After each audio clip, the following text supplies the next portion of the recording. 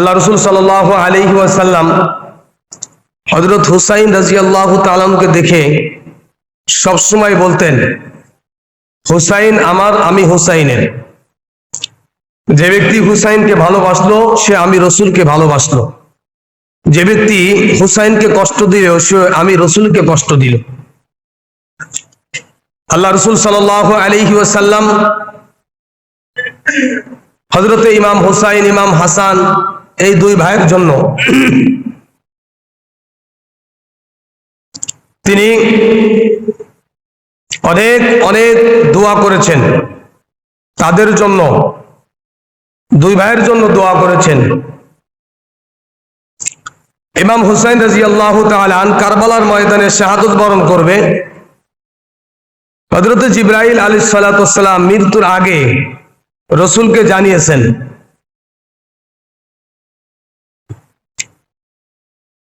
ইমাম হুসাইন রাদিয়াল্লাহু তাআলা আন বেশিরভাগ সময় নানার চেহারার দিকে তাকিয়ে থাকতেন এবং ক্ষুধা লাগলে, যখন ক্ষুধা লাগতো তখন নানার কাছে চলে যেত। যে তারা বলতেন যে নানার কাছে গেলে আমাদের ক্ষুধা নিবারণ হয়ে যেত।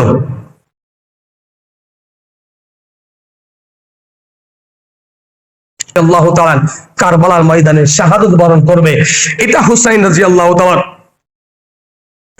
আল্লাহর নবী মৃত্যুর আগে ফেরেশতার মাধ্যমে তিনি জানছেন কিভাবে তিনি শাহাদাত বরণ করবে, কোথায় শাহাদাত বরণ করবে, কিভাবে শহীদ হবে, সবকিছু হযরত হুসাইন রাদিয়াল্লাহু তাআলার এই কারবালার ময়দানের শাহাদাতের ঘটনা আল্লাহর নবীকে ভিডিও আকারে হযরত জিবরাইল আলাইহিস সালাতু ওয়াস সালাম দেখিয়েছে।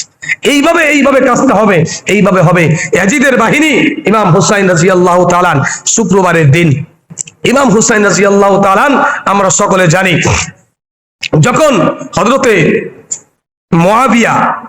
মুআবিয়ার ইন্তেকালের পরে এই মুআবিয়া পর্যন্ত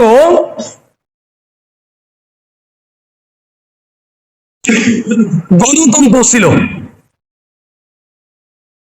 মুআবিয়ার মৃত্যুর পরে আর গণতন্ত্র থাকলো না, ওইখান থেকে রাজতন্ত্র শুরু হলো। মুআবিয়া যখন মৃত্যুবরণ করেছে, তার ছেলে ইয়াজিদ সে বললেন, আমার বাবা ছিল বাদশা, আমি বাদশা, কোনো কথা নেই।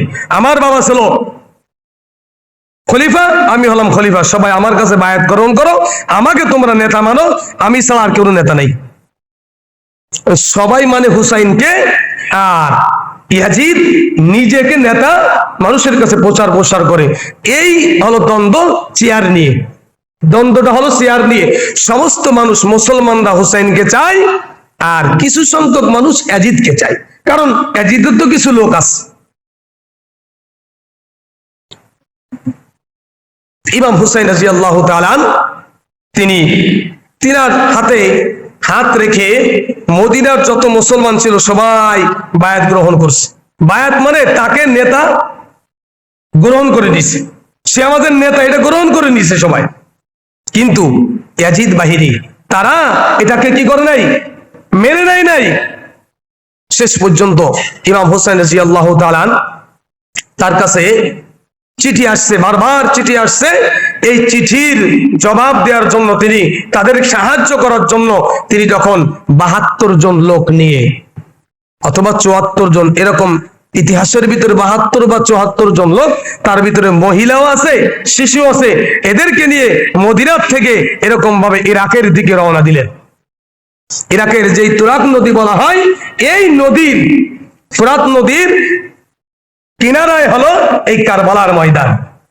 শুক্রবারের দিন 10ই জিলহজ, ওখানে যখন তিনি রাত্রি যাপন করলেন, সকালবেলা, জুমার দিন সকালবেলা দেখে লক্ষ লক্ষ ইয়াজিদ বাহিনী ইমাম হুসাইন এবং তার সাথীবর্গ যারা আছে তাদেরকে ঘেরাও করে রাখছে।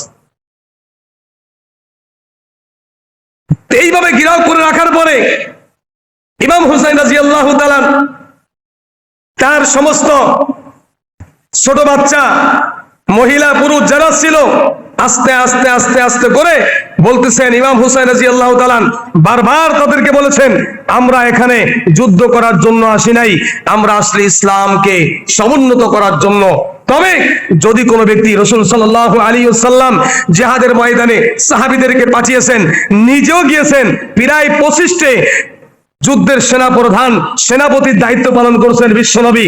তখন বলেছেন যে কাফের বেঈমানেরা যতক্ষণ পর্যন্ত তোমাদের উপরে আক্রমণ না করবে ততক্ষণ পর্যন্ত তোমরা কারো উপর আক্রমণ করবে না। রাসূল সাল্লাল্লাহু আলাইহি সাল্লাম কোথাও কোন মুসলমানদের দলকে অভিযানে পাঠিয়েছেন, জিহাদের ময়দানে, যুদ্ধের ময়দানে, বলেছেন ওই এলাকায় যাইবে, এলাকায় যাওয়ার পরে রাত্রে যাপন করবে, খবরদার রাত্রে এবং গোপনে কারোর উপরে তোমরা হামলা করবে না, আর গ্রামের ভিতরে ঢুকেও হামলা করবে না। কারণ গ্রামের ভিতরে ছোট বাচ্চারা থাকে, অসুস্থ ব্যক্তি থাকে, মহিলারা থাকে, এদেরকে তোমরা আক্রমণ করবে না, রাতেও আক্রমণ করবে না, এবং গ্রামের ভিতর ঢুকেও আক্রমণ করবে না, এবং নিজের থেকে আক্রমণ করবে না। আর কিছু সংখ্যক মানুষ বলে রাসূল নাকি জঙ্গি ছিলেন, সাহাবীরা জঙ্গি ছিলেন, তারা মানুষের উপরে জুলুম করেছেন, মানুষের উপরে জুলুম করে মুসলমান বানিয়েছেন। নাউযুবিল্লাহি মিন জালিক।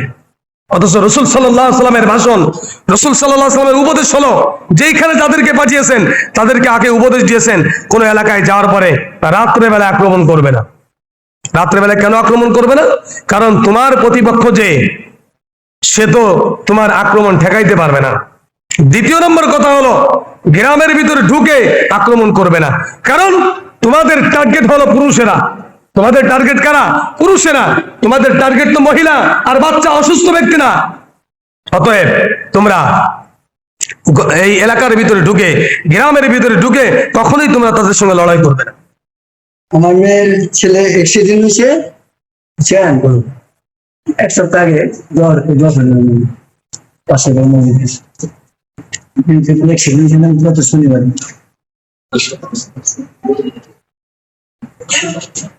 আল্লাহু আকবার। তো ইমাম হুসাইন রাদিয়াল্লাহু তাআলা বারবার তাদেরকে বলেছেন যে আমরা যুদ্ধ করার জন্য আসি নাই। আর ওই সময় আরব আজমে যারাই বসবাস করত, তারা নিজেদের আত্মরক্ষার জন্য একটা তলোয়ার কাছে রাখতেন, সবসময়ের জন্য নিজেকে সেফ রাখার জন্য।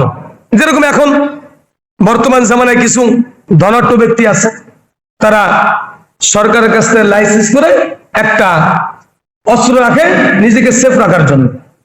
ওরকম ওই সময় ওই জামানায় ছিল, প্রত্যেকের কাছে এই তলোয়ারটা থাকতো নিজেকে সেফ রাখার জন্য। শুধু এই তলোয়ারটা হুসাইন রাদিয়াল্লাহু তাআলার কাছে আছে, যুদ্ধের জন্য কোনো সরঞ্জাম তার কাছে ছিল না। কিন্তু ইয়াজিদ বাহিনী যুদ্ধ করবে না ঘোষণা দিয়েছে ইমাম হুসাইন, আমরা যুদ্ধ করব না। কেন যুদ্ধ করবে না? যুদ্ধ না করার জন্য, তাদেরকে যুদ্ধ করার জন্য যা যা কিছু করা লাগে সব কিছু ইয়াজিদ বাহিনী করেছে। শুধু তাই নয়, পানি বন্ধ করে দিয়েছে, নদীর পানি কেউ খাইতে পারবে না। পানি খাইতে হলে আমাদের সাথে যুদ্ধ করতে হবে। একদিন, 2 দিন, 3 দিন পার হয়ে যায়, পানি না খেয়ে মানুষ থাকতে পারে? ইমাম হুসাইন রাদিয়াল্লাহু তাআলার ছোট্ট বাচ্চা আলী আসগর, সেই বাচ্চাটাও পানির পিপাসার কারণে পানি খাইতে পারে না। মাটি যদি পানি না খাইতে পারে তো স্তনে দুধ আসবে কোথা থেকে? আর ওই বাচ্চা তো দুধ খেয়ে বাঁচে, মা খাইতে পারে না খাবার, পানিও খাইতে পারে না, আর ওই বাচ্চাটা মায়ের স্তনে চোষণ দেয় কিন্তু দুধ বের হয় না। না খেয়ে ওই আলী আসগর মারা গেছে। কিভাবে? ইমাম হুসাইন রাদিয়াল্লাহু তাআলা ওই বাচ্চাটাকে মুখে একটু পানি দেওয়ার জন্য ফোরাত নদীর তীরের কাছে যখন গিয়েছিলেন, ইয়াজিদ বাহিনীর একটা তীরের আঘাতে ওই ছোট্ট শিশু ওইখানেই মারা গেছেন। এইভাবে ইয়াজিদ বাহিনী ইমাম হুসাইন রাদিয়াল্লাহু তাআলার বংশ যে যত লোক ছিল সবাইকে মেরে ফেলেছে। 2 জন ব্যক্তি আছে, ইমাম হুসাইন রাদিয়াল্লাহু তাআলা বলতেছেন, এরা তো যুদ্ধ করা ছাড়া আমাদেরকে ছাড়বে না, তো এখন কি করা যায়? ইসলামের জন্য, দ্বীনকে সমুন্নত করার জন্য, ইসলামকে দুনিয়ায় টিকে রাখার জন্য আমার যুদ্ধ করতে হবে। রাসূলের দ্বীনকে প্রতিষ্ঠা করার জন্য তিনি যুদ্ধের জন্য পোশাক পরিধান করলেন, তার পাশে একজন লোক ছিল, তিনি বললেন যে আমি যাই, আপনি থাকেন। তো বলতেছেন ওদের টার্গেট হলো আমি। আছে না কিছু লোক সবাইকে টার্গেট করে না, কিছু বংশের দেখবেন কোন একটা বংশের দুই একজন মানুষকে টার্গেট করে মানুষ। এই এই দুইজন লোককে ছাড়াই দিতে পারলে, মেরে ফেলাতে পারলে ওই বংশটা কি হয়ে যাইব, ডাউন হয়ে যাবে, আমাদের পরে আর উঁচু গলায় কথা বলতে পারবে না। এইভাবে একজন এক বংশ আর এক বংশের সাথে শত্রুতা পোষণ করে, ওই বংশের কিছু মানুষকে টার্গেট করে, যারা একটু কথাবার্তা ভালো বলতে পারে, যাদের একটু ক্ষমতা আছে, ওদেরকে একটু ছাড়াই দিতে পারলে দেখা যাচ্ছে ওই বংশটা একদম ডাউন হয়ে যাবে, আমাদের পরে আর উঁচু গলায় কথা বলতে পারবে না। তো হুসাইন রাদিয়াল্লাহু আনহু বলতেছেন ওদের টার্গেট হলো আমি, আর তুমি থাকো, তোমার দ্বারাই আমার বংশ বিস্তার হবে। আমি তোমার জন্য দোয়া করতেছি, আল্লাহ তাআলা তোমার বংশের ভিতরে আল্লাহ তাআলা বরকত দান করে। অনেক দোয়া করলেন তার জন্য। ইমাম হুসাইন রাদিয়াল্লাহু তাআলা বের হলেন। 3-4 দিন যেই লোকটা কোনো খাবার খায় না, কোনো পানি খায় না, শরীরে কতটুকু শক্তি থাকতে পারে। ইতিহাসের ভিতরে আল বিদায়াত ওয়ান নিহায়া কিতাবের ভিতরে আসছে, ইমাম হুসাইন রাদিয়াল্লাহু তাআলা তার একটা ছেলে ছিল 12 বছর বা 14 বছর বয়স। তিনি বলতেছেন, বাবা মা আমাকে একটু পানি দাও, আমি তো যুদ্ধ করতেছিলাম, অনেক কাফেরদেরকে আমি জাহান্নামে পাঠিয়েছি, তবে আমার গলাটা শুকিয়ে গেছে, যদি একটু পানি পাইতাম তাহলে বাকিগুলোকে শেষ করতে পারতাম। মা বলতেছেন, বাবা আমি তোকে পানি দিতে পারতেছি না, এই পানির অভাবে তোর ভাই তিনিও শাহাদাত বরণ করেছে, আমি পানি তোকে দিতে পারলাম না, যাও চলে যাও, তোমার জন্য আমি দোয়া করে দিলাম, দেখা হবে তোমাদের সাথে কিয়ামতের ময়দানে। সবাই এক এক করে মৃত্যুবরণ করলেন। ইমাম হুসাইন রাদিয়াল্লাহু তাআলা তিনি যখন কারবালার ময়দানে উপস্থিত হলেন, এই ইয়াজিদ বাহিনীর সেনাপতি শেমার নাম, তিনি ইমাম হুসাইন রাদিয়াল্লাহু তাআলা পিছন দিয়ে আঘাত করলেন। অনেক সময় যুদ্ধ করেছে, 1000 মানুষের সাথে একজন মানুষ কতক্ষণ টিকে থাকতে পারে? আপনি কয়জন মানুষকে মারবেন?